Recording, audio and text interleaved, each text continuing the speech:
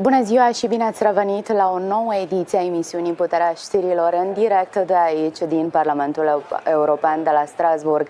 Am astăzi onoarea de a-l avea alături de mine pe europarlamentarul René Repasi, președinte al delegației S&D din Germania. Mr. Repasi, thank you very much for being with us, for accepting our invitation. Thanks a lot for the invitation.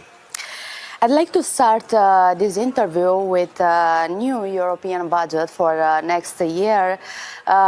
Was approved this day here in European Parliament with a new allocation, I saw, for some points. What signal this sent to about the European Union priorities for the next year? At the time of a war, because it's a war still in Ukraine, unfortunately, about migration, climate change. So what's the priorities for European Union? Indeed, we had this vote on the union budget this week. This is a vote that has also to be seen in the context. We had another vote that is of relevance in that context on the European Defence Industry Act, where it was precisely on the point that you have mentioned. We are living in times where the security and the defence concerns of our citizens are the top number one priority. And the European Union has to address this. And we see that we have a war at our eastern border, where countries that are closer to Russia are more affected than others. But defense is something where we have to work together. Our 27 countries cannot do it on their own. It's a per se European task. So we also need to have the financial means for that. And the new budget is securing these financial means within the extent that is possible. It's still that we do not have that much money. It's just 2% of the GDP that is EU money, which we can use for many things. But what is possible, we make available for defense. With the European Defence Act, we say we want to also ask member states to invest more in defense capacities, but then in European defense capacities, so that the money also supports European defense and European jobs in that context. And that's what we can see in this particular budget as well, and with the other decisions taken. I saw that was a fight, I can say, a fight between European Parliament and the European Commission about this budget. Yeah, it was a really long discussion about this. So it's like the winner was the European Parliament, no? Well, it's ultimately, it's of course still to be seen what the final judgment is, since we have this budget for this year, and we have the other debate on the so-called multi-annual financial framework. We have a very difficult way of after this year, yeah. Precisely, we have a very difficult way of how Europe is financed. Although we have every year a budget, as we know it also from our home countries.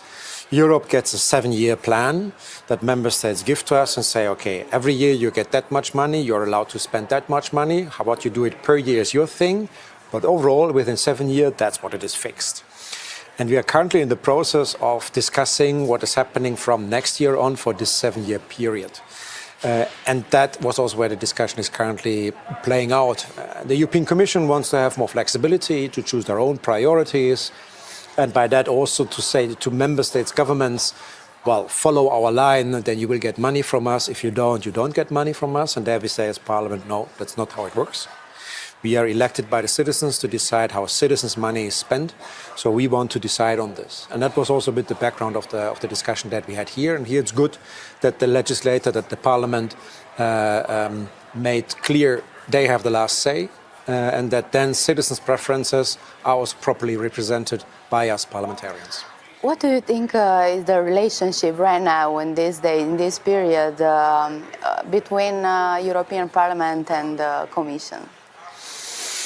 It's hard to have a relation. It's tensed. It's tensed because we have a European Commission that is very good in nice headlines, but in terms of delivering, can perform better. We see that we have now one big party group, the Christian Democratic Party, the EPP, that is the largest group here in Parliament. They have the majority in the Commission, they have the majority in the Council. And you can basically see how they play party politics in the institutions. Previously, we had different majority situations in the different institutions, and so things were more government, parliament, and the national governments. And now you see more and more party politics in there. And that has effects of how we talk and look to each other. And if then the Commission starts to do more party preferences than actual EU preferences, we in Parliament, of course, get a bit angry about that matter. Now, we had seen here two motions of censure against Ursula von der Leyen as President of the Commission. Both were not successful. But it was for the first time after decades that we had such motion with quite heated debates. So you see how the relationship between the Commission and the Parliament is tensed. Tense, not so good, so Yes. can be more good. So what's the biggest risk if this, because we were talking about the budget for the next year, what is the biggest risk if these budget priorities fail?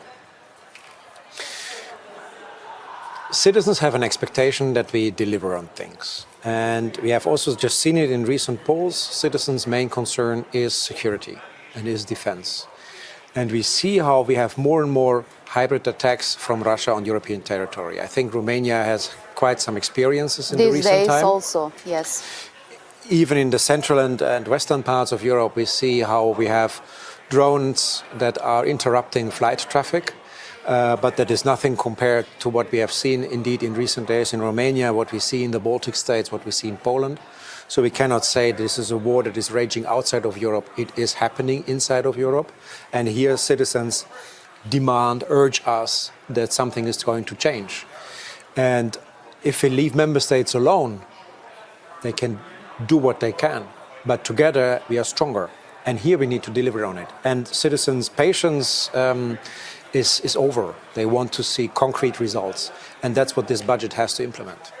And I want to discuss also about the new plan of peace between, if I can say that, new plan of peace between Russia and Ukraine. There is been a big debate these days about this plan. What is Germany's position? How do you see this plan from America? Yeah, is it really from America? I mean, we have seen these articles in the United States that say that the English is a bit strange, and it seems rather to be translations from Russian. Well, so do you think it's a Russia plan? Yeah, irrespective of whether that's true or not, we do see that Russia's main goals are actually mentioned by this, namely the aggressor. Russia gets what they wanted. They will get big parts of Ukraine, even those where that they do not occupy it yet. They get Crimea, they get the eastern parts of Ukraine, they get security guarantees in terms of no expansion to NATO, and Ukraine gets nothing. And we have the European Union that was supposed to commit itself in terms of security guarantees, but only to use the money that we have in order to spend on American defense products. So you see that this is a deal between two imperialistic powers that say the rest of the world is just small players and they have to play alongside with our rules. And that's what we oppress on those countries. So therefore, the German Chancellor is also clear in this. That's not going to happen with us. We don't want to be part of that game.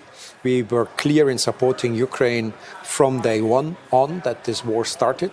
And we want to defend Ukraine's sovereignty as we defend Europe's sovereignty. And therefore, we had a counter-proposal, amongst which Germany has negotiated it in the last meeting of the leaders. So we are glad that there are talks. We are glad that we want to go on a path towards peace, but that's not peace at any cost. It's Ukraine's sovereign and own decision whether they accept the terms or not. Currently, this is unacceptable for Ukraine as it is unacceptable for the Europeans. So we are ready to engage with the ideas put forward, obviously, but not under the terms that are now on the table. It's an unacceptable plan for Germany.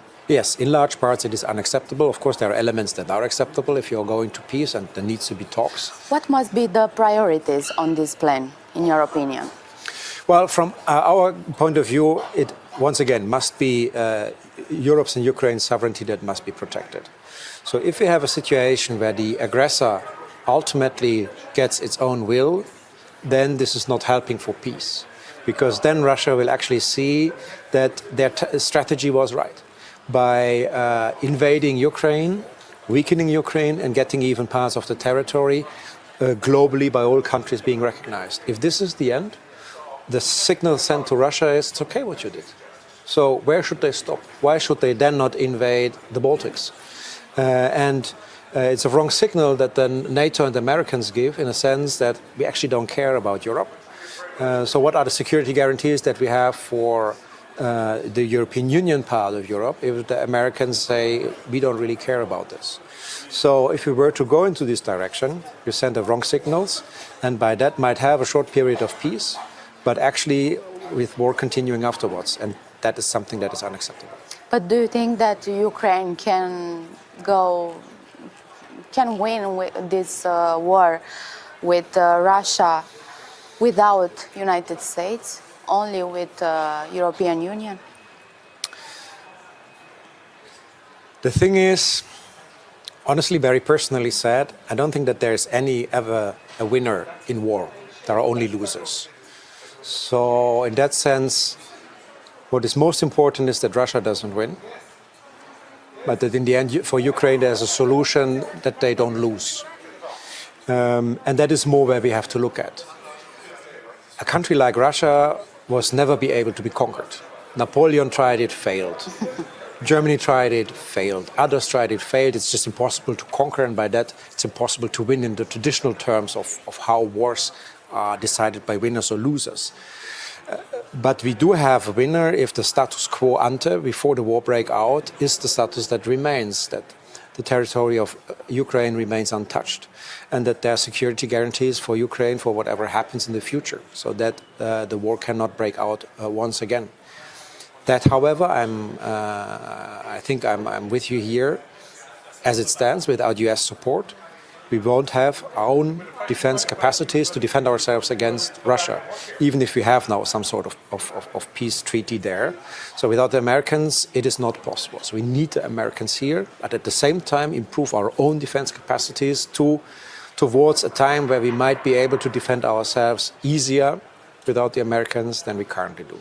But also the relationship between European Union and America, it's very difficult these days. With Indeed. Taxes and... Indeed, we see that we have across the Atlantic, the Americans, let's say the relationship between America and the European continent is much older than Trump. So I do believe that the relationship in itself is stable, but we currently have no friend in the White House. And we have the American government, which is not acting as if they were friends of Europe. They basically say, for one deal we are friends, for another we are enemies. A very transactional way of looking at relationships. We can do that. We as Europeans must internalize it, that we are not having a stable friendship, but one that works sometimes and doesn't work at times. It only shows that we have a lot of homework still to do as Europeans in order to be more autonomous of this. But we can also not conclude that the Americans are now enemies. Just our friendship is changing, and we can hope that the Americans once will elect another president in the White House that is more of a friend of Europe than the current one. How does the S&D group see the idea of a European air defense shield? So, and what's the role should Germany play in building it? So, from our point of view, defense is a European task to the extent our treaties allow it. The European Union was not built as a defense community. There is NATO, and it's NATO's job to organize our actual military defense capacities. Europe can support it with a defense industry and with helping for the production of what is needed for this, but it's not a task the European Union can do. It's a task that the NATO has to do. And in this context, Germany will participate in its NATO obligations, as NATO has decided. And if we go for that sort of shield, and we have a distribution of obligations within the NATO context, Germany will participate in its share. If you could change one European Union economic or legal policy tomorrow, what you'll be and why? Yeah. If there's one thing that I would love to change, then it's the unanimity rule, because we currently see that actually in those policy fields where it matters, in foreign affairs, in security matters, in tax matters, in social matters, we have the unanimity rule, so that one state can block it, that we cannot progress. And citizens say what they need is social security, they need defense, they need internal security, they need tax justice, they need social justice. If you look at the top priorities, what citizens demand from us is where we have unanimity, where we cannot move forward because there's one prime minister who has currently trouble with Europe because of issues of rule of law and blocks everything and anything. It's what Hungary does. Precisely.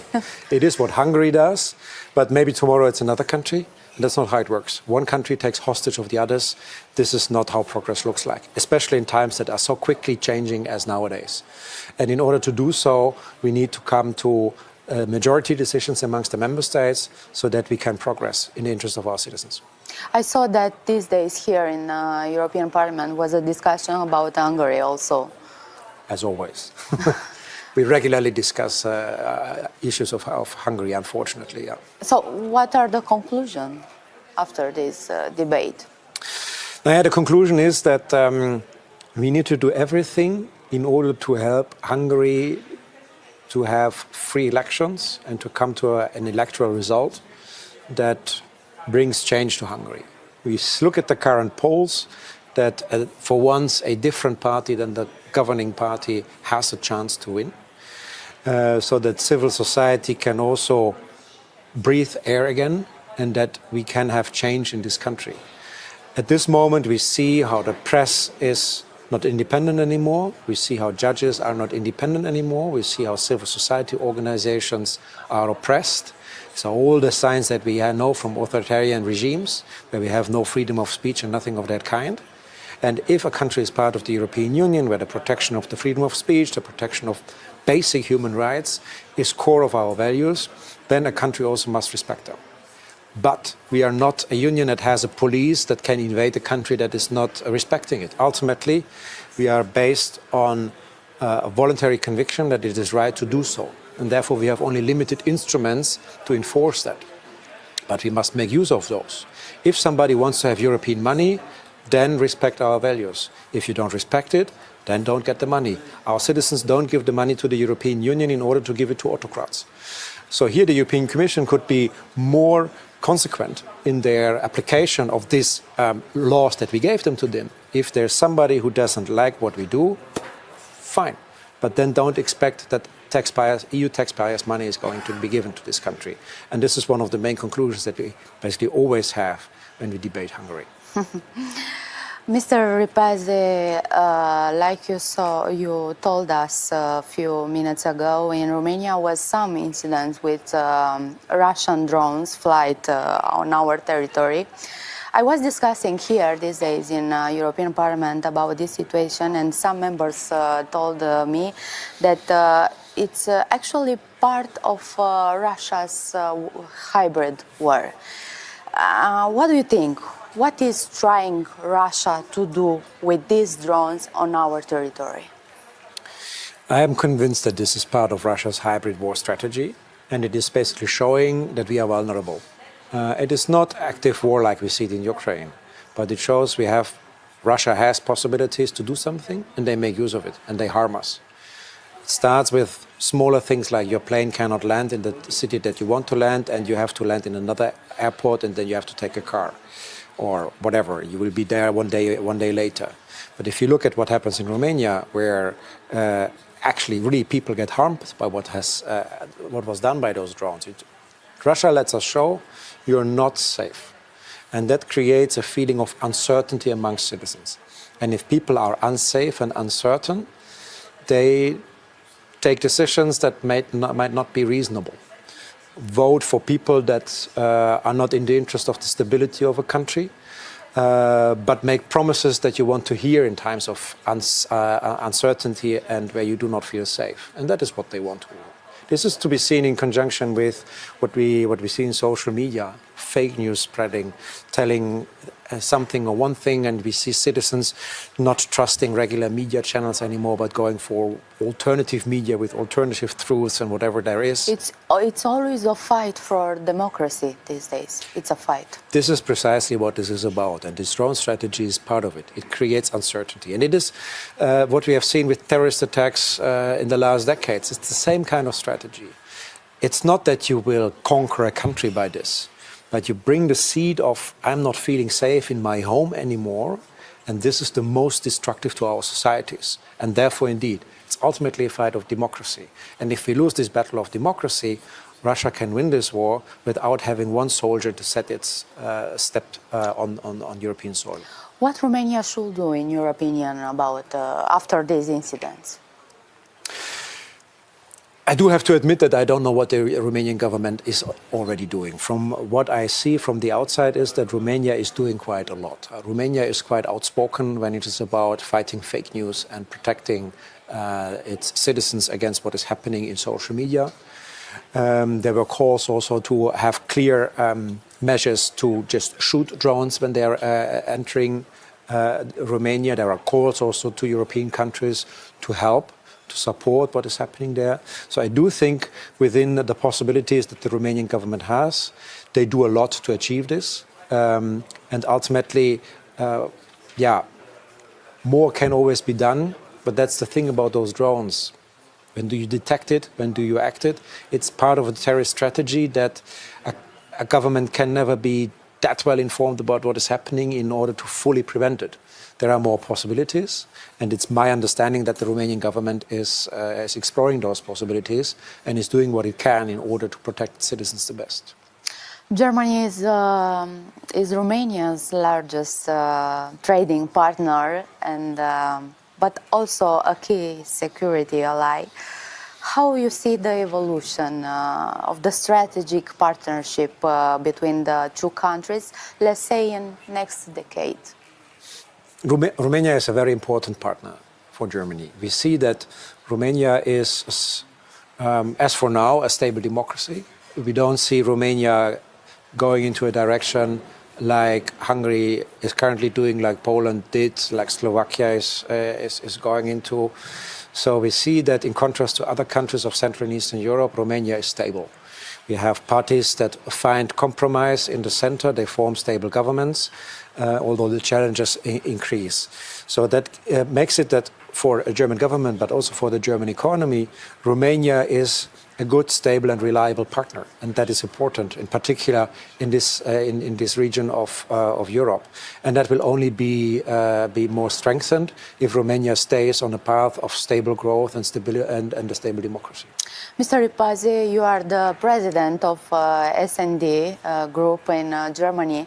What are the priorities next years, and how you see the relationship with the S&D group from Romania? Yes, a relationship with the S&D group of Romania here in the European Parliament is excellent. Victor Negrescu is a personal friend of mine. I'm in the industry committee where Danica is the coordinator, and we have an excellent cooperation between the German and the Romanian delegation in those fields. Germany and Romania have a comparable vision on industrial development and that we need to strengthen our industry whilst transforming our economy towards the protection of climate. So we have a lot of things in common. The Romanian Social Democratic Party is one of a tradition to govern, to know therefore how to make compromises, as is the German Social Democratic Party. So we look at politics in the same and in a very similar way. So therefore our relationship is very good with the Romanian delegation here. And I believe also our group in the European Parliament is only benefiting from this close relationship. If you look at the priorities of the German delegation here in Parliament, we are indeed listening to our citizens that we have the security concerns, but in a broad sense. It's defense, it's internal security, it's social security. We see in Germany that we have industries that are laying off jobs monthly with a 5-digit number. You see how the jobs of today we are losing, well-paid industry workers' jobs, and we have to do something. And it has to be more than simply calling for stop bureaucracy. Stop bureaucracy is an element of it, but not the solution. We need to have proper investments in our industries, in the infrastructure. We cannot always call for electrification of transportation, etc., but no infrastructure is anywhere. So if we want to go there, we need to have the grids, we need to have the infrastructure for hydrogen, for other elements in order to get there. If we simply call on things and make rules, but nothing changes on the ground, it won't work. So we need here to have investments that this is working in order to help our industries and to lower energy prices. So this is one thing. The other thing is indeed to increase the defense production capacities in Europe so that we are able to grow also as European defense industry with having more investments in the defense part. And thirdly, we believe in order to keep our societies together, our societies have to become more equal. You see how social justice is coming more and more under strain. We see that our societies over the last decades did not become more equal but less equal, which creates dissatisfaction, where we see that the richest of the rich get even more and more money, whilst those that are working get a little bit more, but not comparably. This is a bomb under our societies. So we have to work how we get that back together. So this is the big problem in Germany's society? We see that social and economic inequalities are an enormous problem.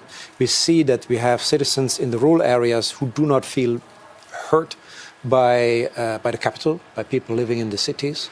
We see that people are working hard and they are not able to sustain the life of themselves and their children by paying rents and daily life expenditure, looking at energy bills, etc. And if you have a general feeling of uncertainty by hybrid attacks from Russia, but at the same time, every day is uncertainty. Will I be able by the end of the month to pay my rent, to be able to pay for the school trip of my child? Then this is something that creates so much uncertainty, it's not acceptable. And a rich country like Germany must be able to provide for a system that no child, no parent must be in such fear. Can we say that it's also a hybrid war? Like people are thinking they are not very, I don't know, maybe safe, or they are not very happy, not part of the people in Germany.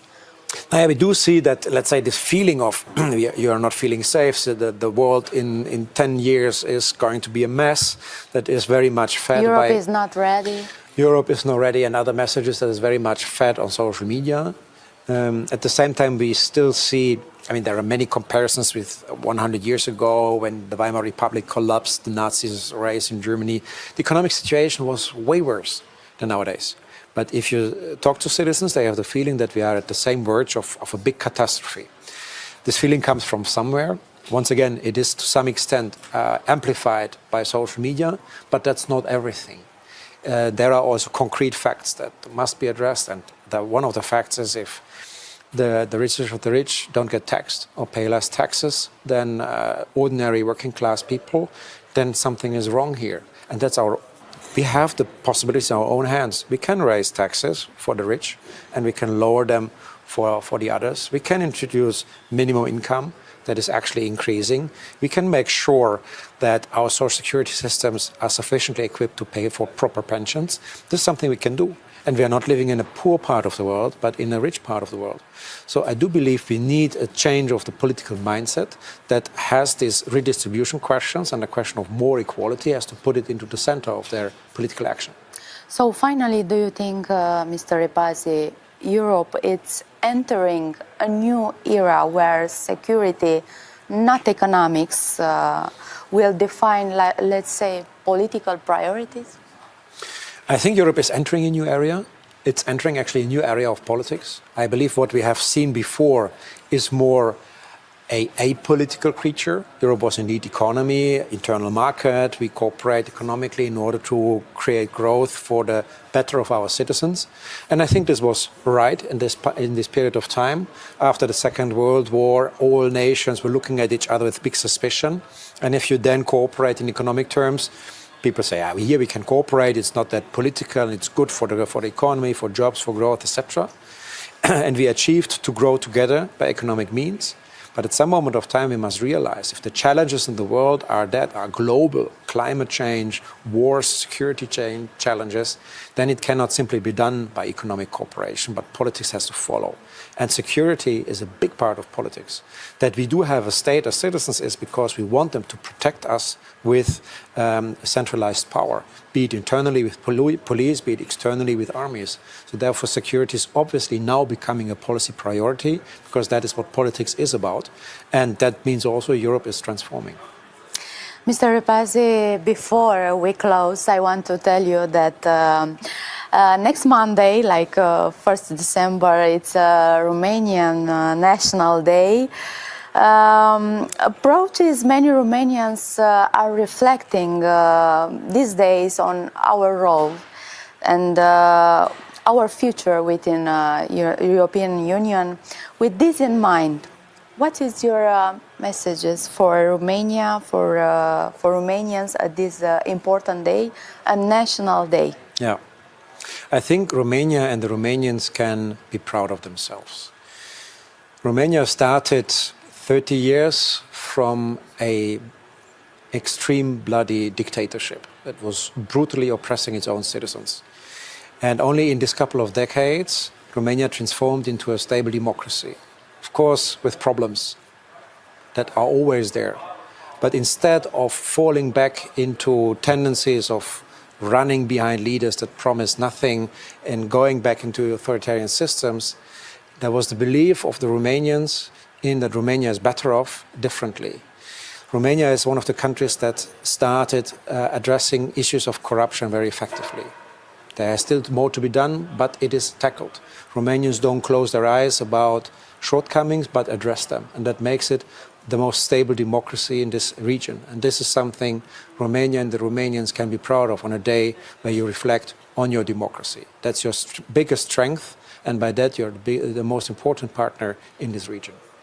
Mr. Repasi, thank you very much for your time and again for accepting our invitation in this interview. Cam atât de aici, din Parlamentul European.